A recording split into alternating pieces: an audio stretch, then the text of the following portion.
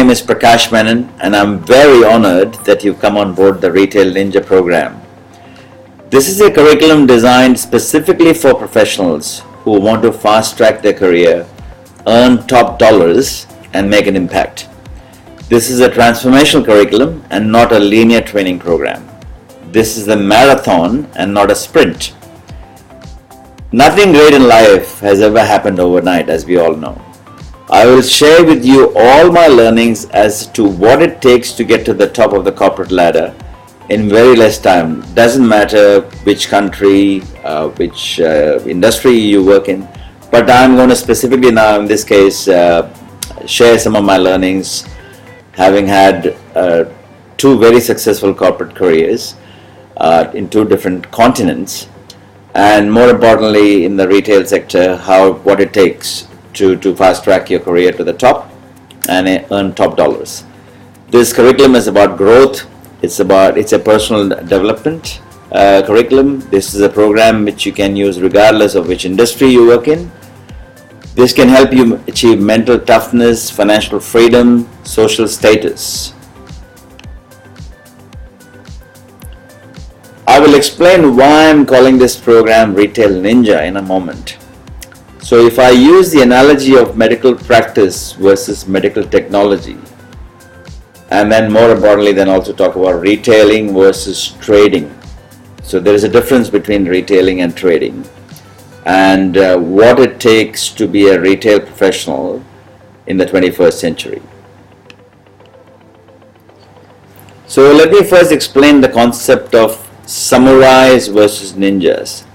During the 18th century, we had the samurai warriors who were exceptional in what they did, but they would live and die by the sword.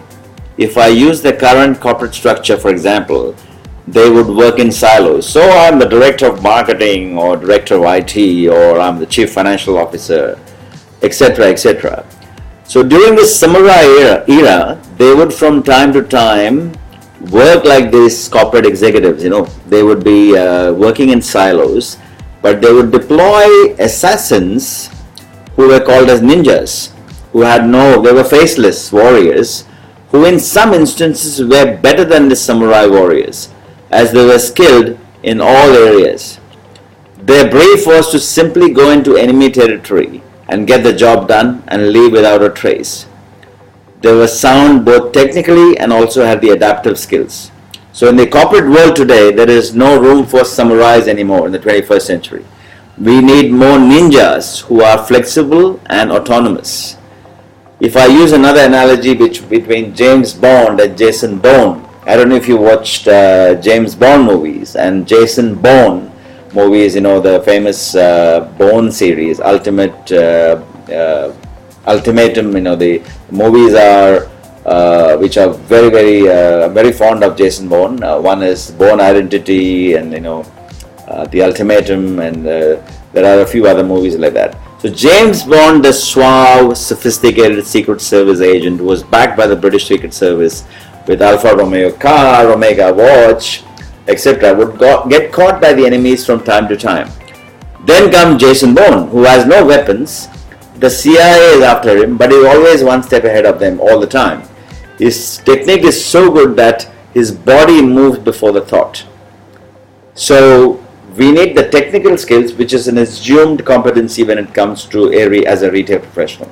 But the game changer is to have the adaptive skills.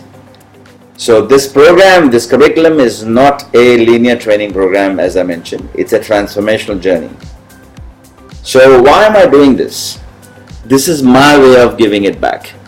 I've been blessed to have had the opportunity to have had some amazing successes.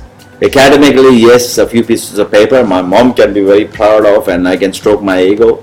Yes, I'm a Bachelor of Science from Mumbai and a hotel management degree from Mumbai.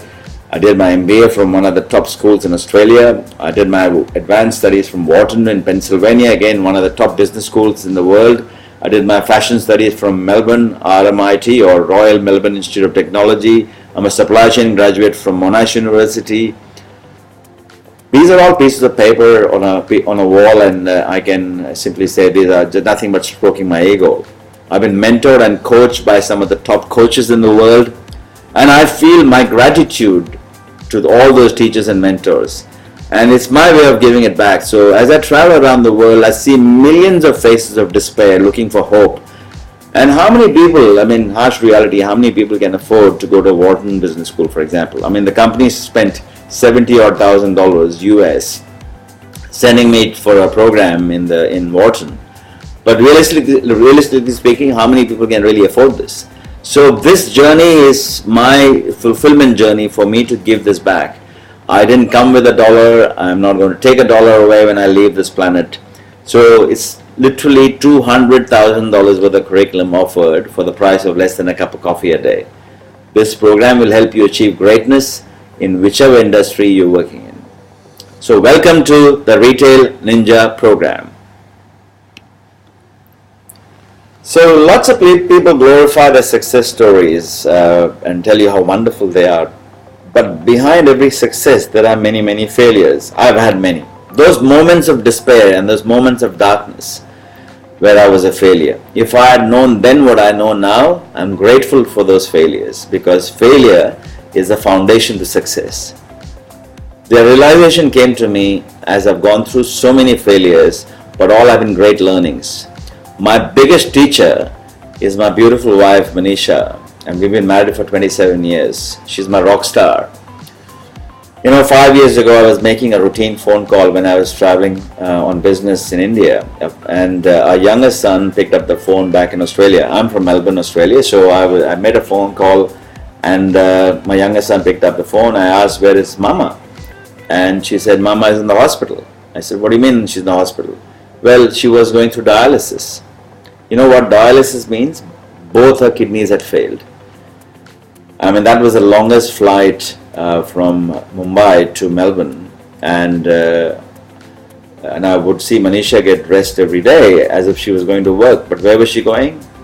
She was going to the hospital. She'd sit on the chair. Even the other patients thought she was a doctor till she got on the chair. She was going through dialysis. Both her kidneys had failed. I've only seen her cry once, as there was no room on either of her forearms for the needle to go through. Her mantra was, "Anything is possible." Of course, she had a very successful transplant, and she was running 3 to 4 kilometers every day after that. So what am I complaining about? I've got 2 arms and legs, and I'm healthy as well. So my point here is that it is up to each one of us to really, adversities and challenges come through to all of us. There are no exceptions. How we deal with that. We can otherwise talk about all the leadership stuff. That's all rhetoric. It's a true test of character. Is really ultimately what matters.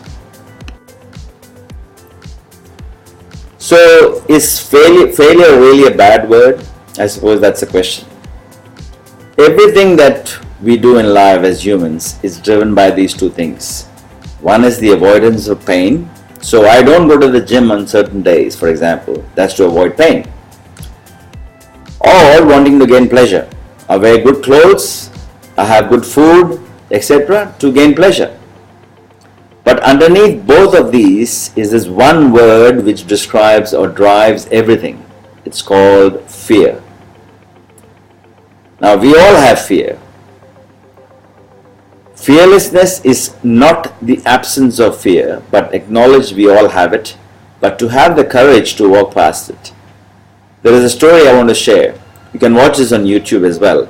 One of the few places on the planet in Arizona in the US where the cattle and the American buffalo, known as the bison, they graze together. This place, from time to time, they get snowstorms. And because they are animals, they can sense the storm approaching. So what happens? The cattle starts running away from the storm. And very soon the storm catches up and they're all over the place. The bison, on the other hand, goes into the storm, knowing fully well the storm is coming towards them. And within 20 minutes, they go past it. So fearlessness is not the absence of fear, but acknowledge we all have it, but to have the courage to walk past it. So, and the sooner we learn to embrace that, the sooner we get on to actually, overcome this fear, we go on to become successful. So it's not about failure. This program is about success. It's about going from a space of both having both the passion and making progress. Because simply having passion alone does not help. So you need both passion and progress together, which is about satisfaction and gratitude. It's about the complete fulfillment journey where my circle of being, which is about spiritual, physical, intellectual being, is aligned to my circle of relating, which is about making sure I'm a good father, a good parent, and also a good friend. At the same time, it's about my vocation and achieving financial success. It's about finding things which I love doing, which is about the passion, which is about my profession, and I'm getting paid for it, which is about the vocation, and the world needs this, which is about the mission. This is my true purpose, both inner and outer.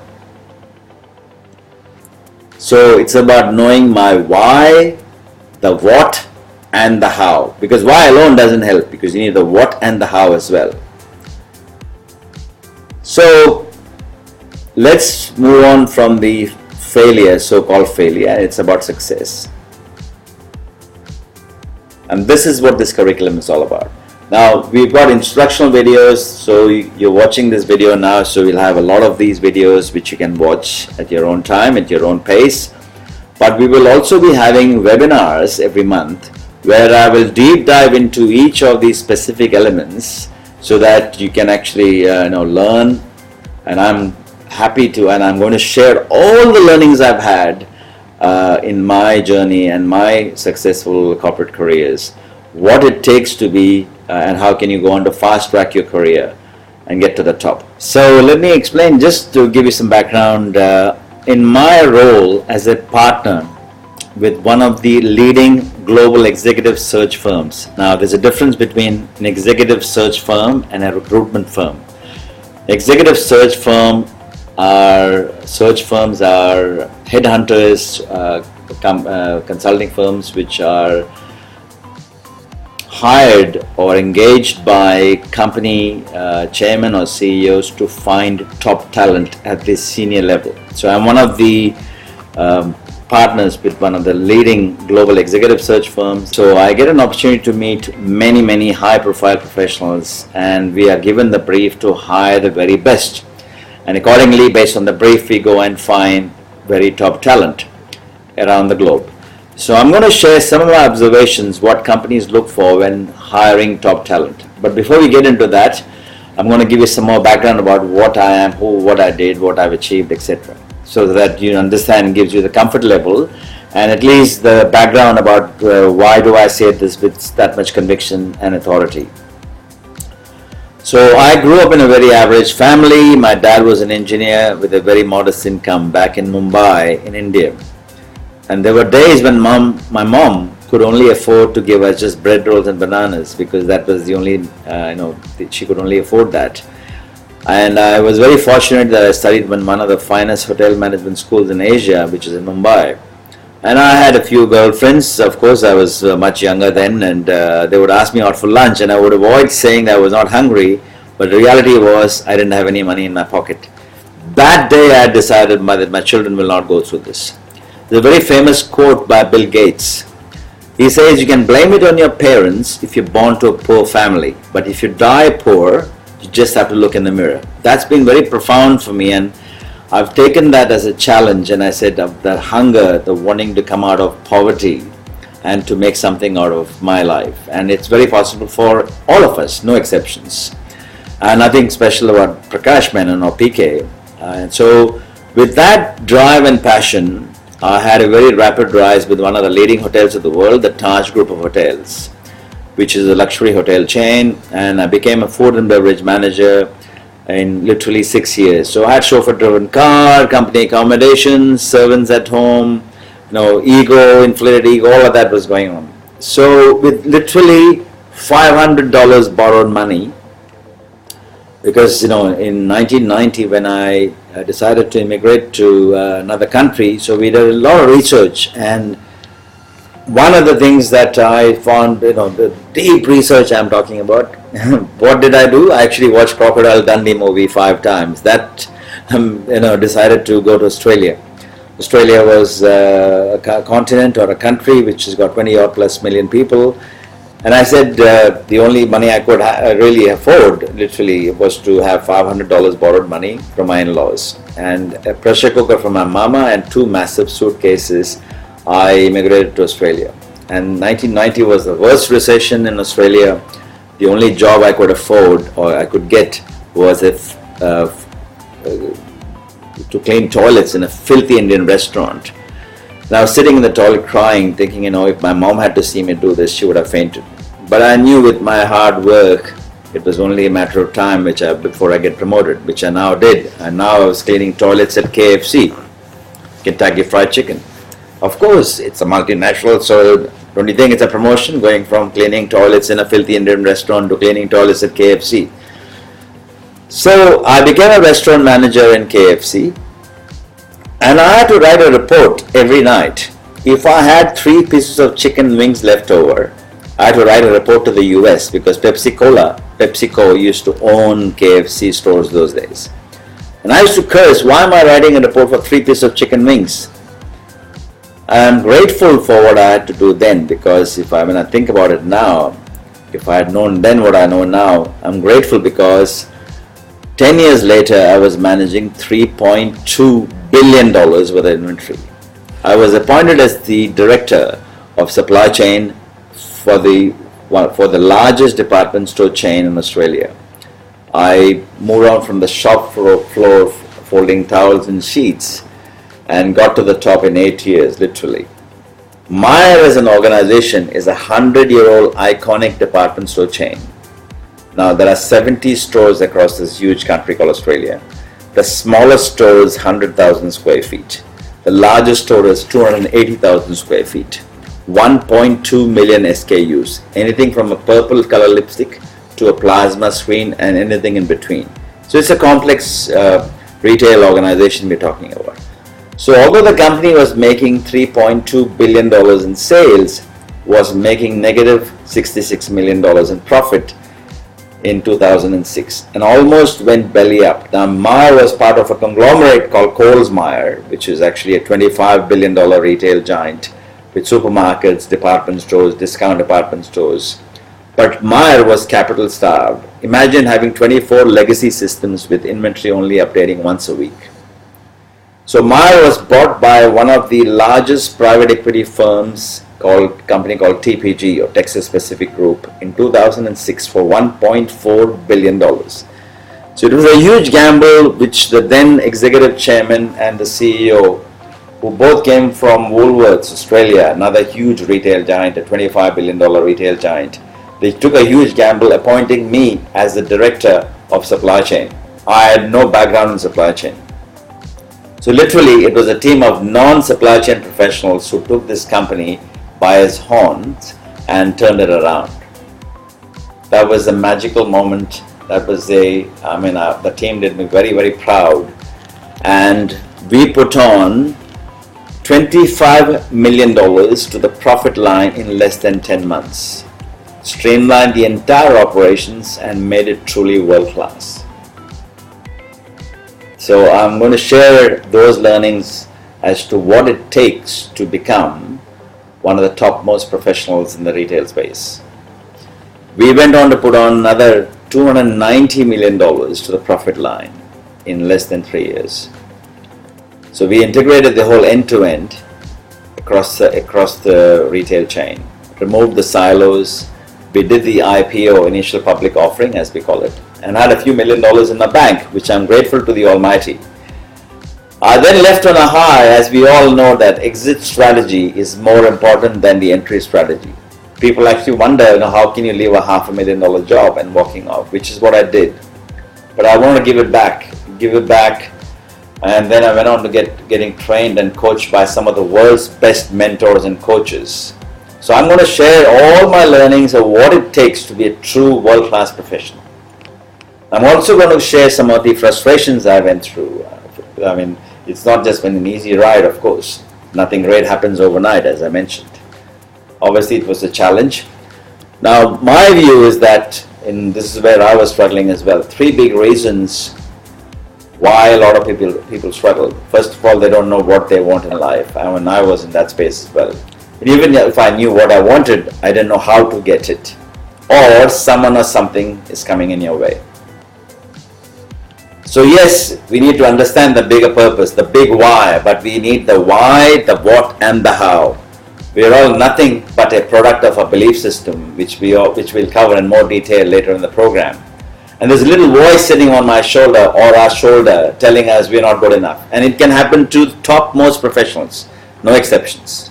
And I was definitely someone who didn't, I don't want to say I'm very smart or anything at all.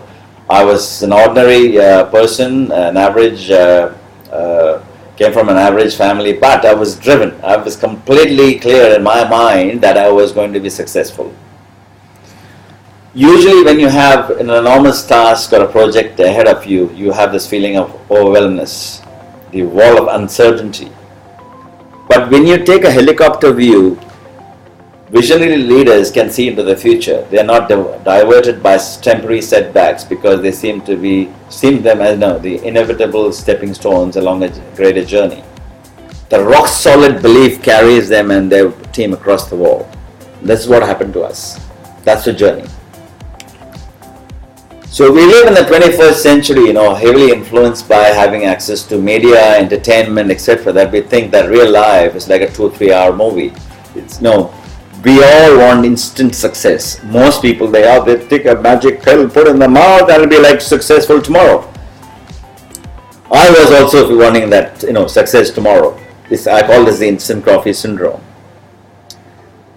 Lots of human beings fall into this bucket, expecting instant success like the instant coffee. Any box office movie which you take, which is a success, is based on what I call the Sir Joseph Campbell story arc, or the Cinderella arc. If you watch the movie Cinderella, the poor girl is beaten up by the stepsisters and the stepmother, and you feel sorry for the poor Cinderella. And halfway into the movie, the prince arrives on a white horse, and they'll all live happily ever after, and we all applaud. Any box office movie which is successful is based on this. If you take Slumdog Millionaire, the same script. The poor guy, actually we feel sorry for him. Halfway into the movie, he's become very smart, and then of course we applaud. Enter the Dragon movie, Bruce Lee, the sister is actually tortured, and we feel sorry for her. I'm sorry for Bruce Lee. Halfway into the movie, the muscles have all come out, and the movie finishes on a high, and we all walk out like Enter the Dragon. I've done this myself. So if you deviate from this script, there's a chance the movie is not successful.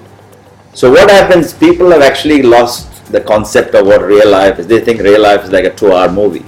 So 95% of the population, they climb the Kilimanjaro heights on the 31st of December and write down goals only to get disappointed as they get on the treadmill for a couple of hours expecting people to applaud because they want to get a six-pack. They exercise for 2-3 hours, and he said no one is applauding. Somehow or the other they managed to get on the treadmill again on the 2nd of January and do the same thing again, and still no one is applauding. And then they get frustrated, they give up, they wait for another year, 31st December again to come, and they climb the Kilimanjaro heights again and then do the same exercise. So 95% of the people on the planet, they are all wanting this so-called instant success, or instant coffee as I call it, instant coffee syndrome. So there was a survey done by McKinsey consulting firm in 1997.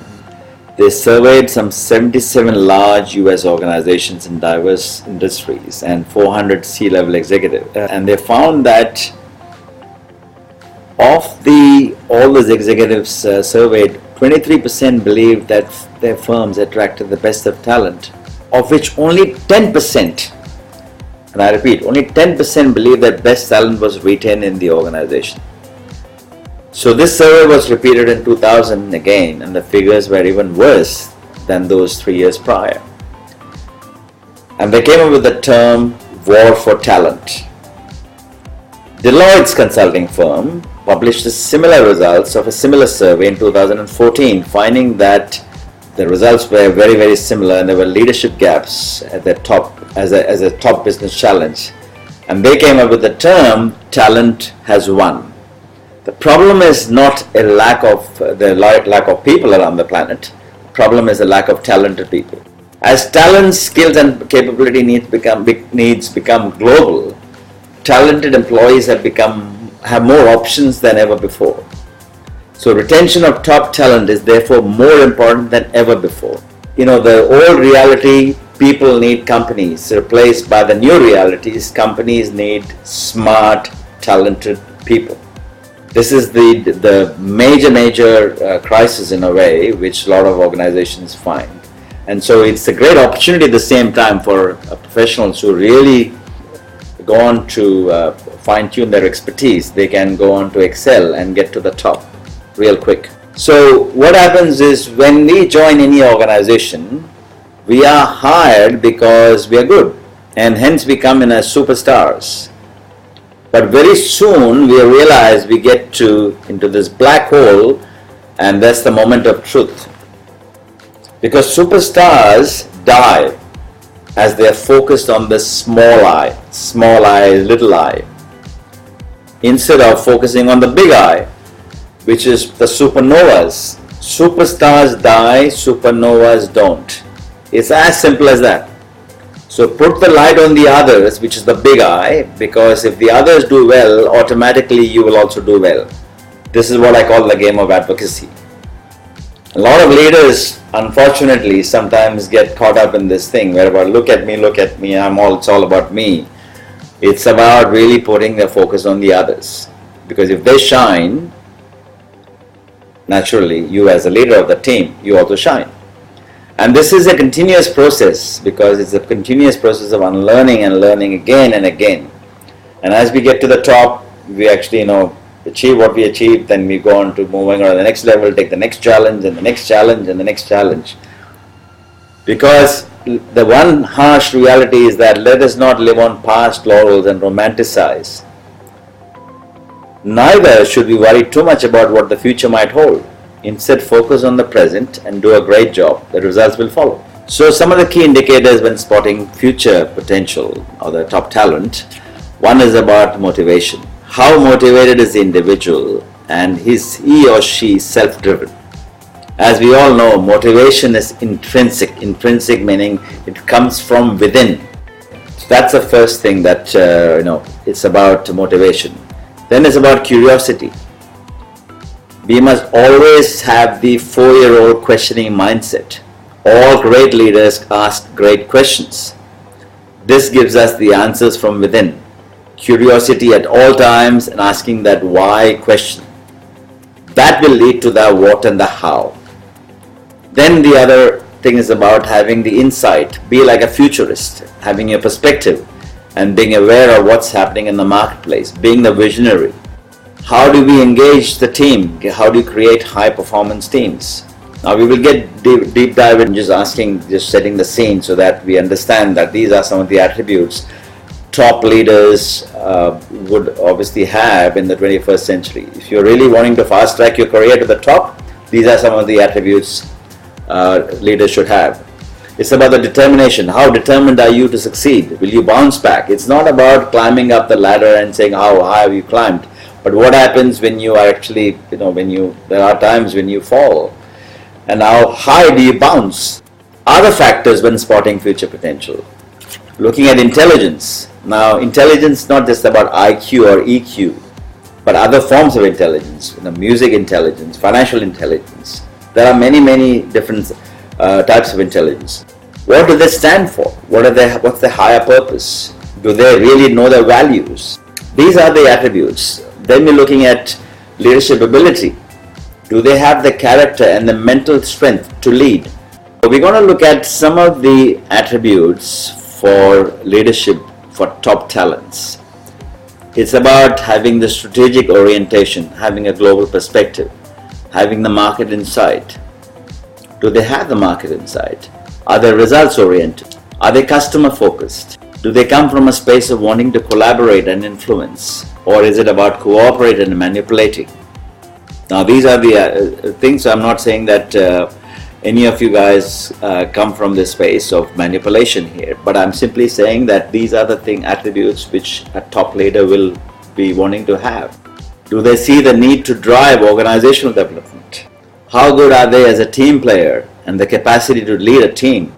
Are they good with leading change management? Are they themselves good with embracing change? Lots of people talk about change, saying change is good as long as it doesn't impact them. Lots of people are risk averse. The key is to reframe the risk and look at this as an opportunity. As I say, doing nothing is a much higher risk. It's about demonstrating the courage to take the leap of faith. I mean, it's okay to put your hand up and acknowledge that we are not supposed to know everything, and will we know everything. That's just the harsh reality. But a lot of people wanting to actually just think, I should know everything. No, you will not. You will never ever know everything. It's like the Zen teacher and the student analogy, where the student goes to the teacher and requests him to mentor him. And the teacher says, sure, let's have some tea first. And the teacher is pouring the tea into the cup, and the cup is overflowing. And the student saying, oh my God, should I tell him, should I not? Should I tell the teacher, should I not? The cup is overflowing. And finally, gathers all the courage and tells the teacher the cup is overflowing. The teacher says, sure, that's the first lesson in mentoring. You have to first empty the cup. Remove all the preconceived ideas and old beliefs. And then you unlearn to learn something. If you give $1,000 to someone in today's day and age, what happens? The person will go and buy an iPad, let's say. Display this iPad in their home, invite some friends over, and then the friends will come and say, wow, we got an iPad, and stroke their ego. If you invite the same friends again the very next day, will they come and pat their back again? No, of course not. So we are so hung up on so-called this materialistic thing, and I call this instant gratification. Instead of that, if the $1,000 was to be invested into their own learning, that's what we call delayed gratification.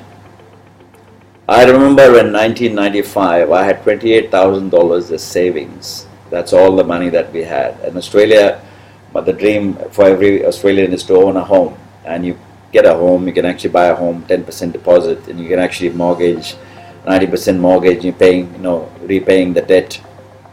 So all my friends who had immigrated around the same time, they had bought properties, on mortgage, and they would invite me over to say, okay, and then try to show off their home.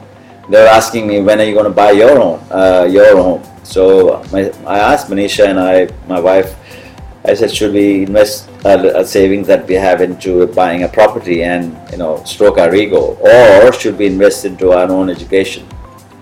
And there was no one to guide us, but we kind of took that $28,000 and invested into my own learning. I did my MBA while I was working full time.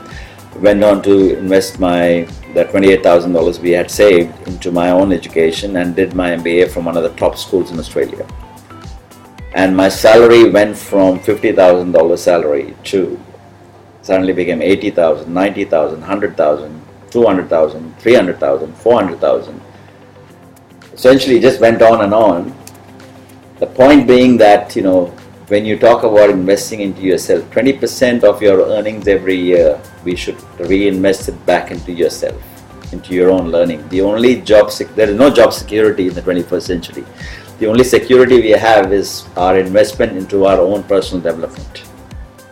There's an amazing book by, you should read, called Talent is Overrated.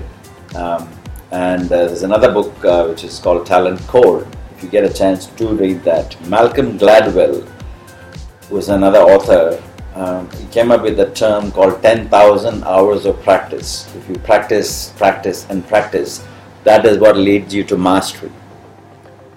And so there's no magic pill that you pop in a pill, and tomorrow morning you wake up in nirvana and you actually get enlightenment. No.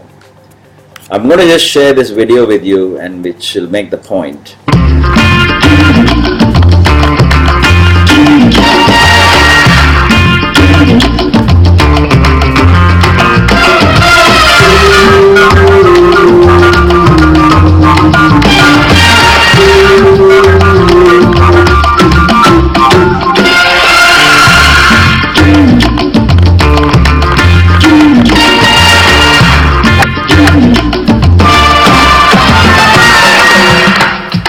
Now you all probably know Tiger Woods. That's not a camera trick or anything. That is a clean shot that he has taken. That was for the Nike ad which you saw. And Tiger Woods, as you know, has been practicing since the age of 6, and his father gave him a golf club, and he's been practicing and practicing and practicing. that he became so good at this. Now, Daniel Coyle is the author of Talent Code. Now, he's never played golf in his life before, ever. And he's just trying to prove a point here by when you see that in his practicing in his own study, because he never played golf, and he's, day after day, week after week, month after month, he's been practicing and practicing. Someone who's never played golf before, and see what happens.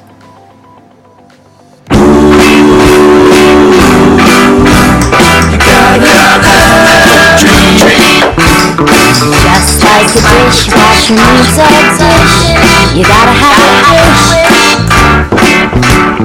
Just like a dream park needs a theme, you gotta have a dream.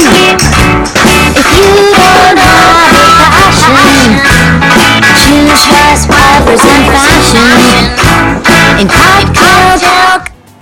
So now Daniel Coyle, as I mentioned, practiced for not just days but weeks and months, and finally see what happens.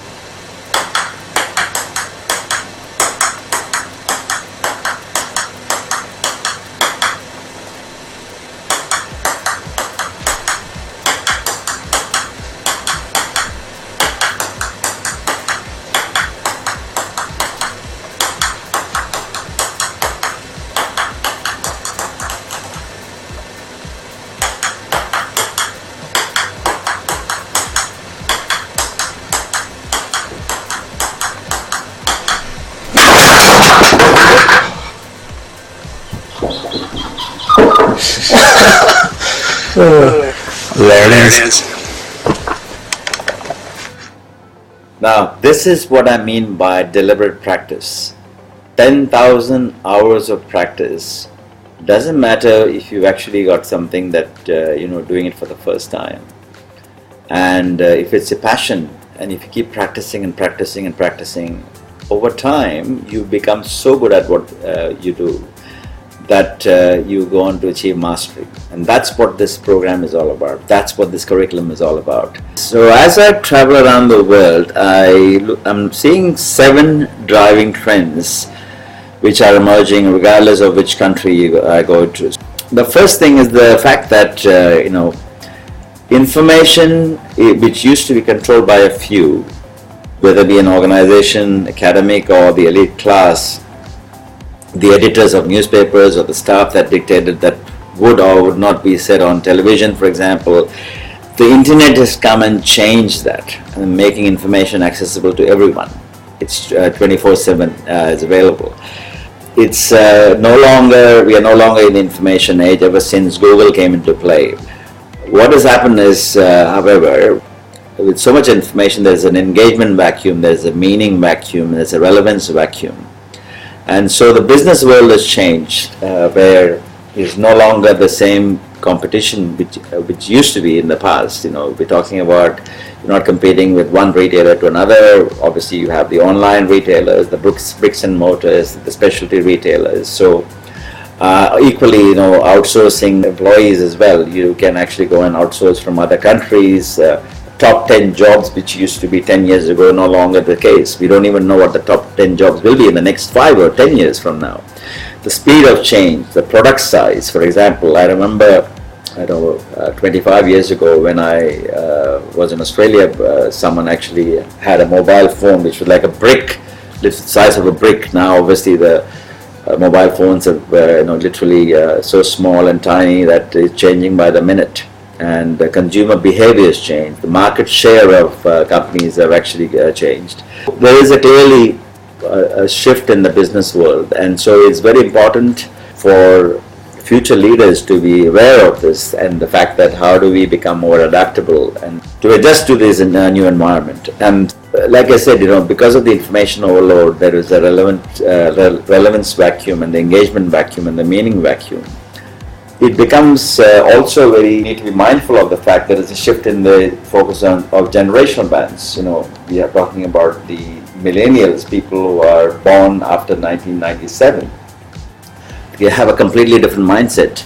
Equally, the Gen Ys, people born between 1978 and 1997, and obviously those people have a completely different mindset, similar to the different to the Gen X's of the world and the baby boomers of the world.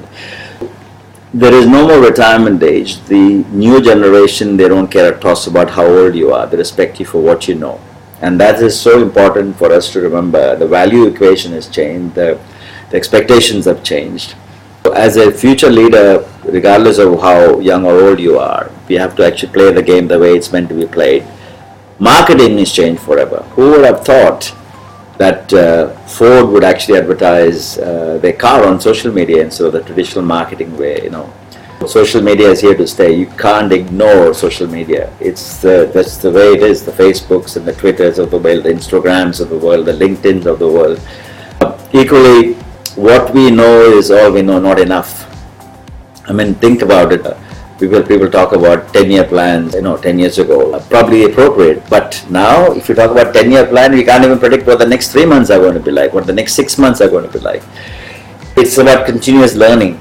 Did you know that there are 3,000 plus books being published every day on a particular genre? And like, for example, if I take leadership, so many books available on Kindle and the hard copies. The publishing industry has changed completely. The whole game has actually changed, and the attention span of humans now is 1 second less than a goldfish, which is 8 seconds. The Science Journal says it's 11 minutes. With the advancement of technology, I would say this is, as much as that is a good thing that the technology is advanced, but it's also one of the casualties of the 21st century. WhatsApp and Facebook and social, Twitter and LinkedIn, all these things is a lot of distraction for all of us. But did you know that the number of text messages sent and received every day exceeds the total population of the planet? This is one of my favorite slides. Just think for a moment.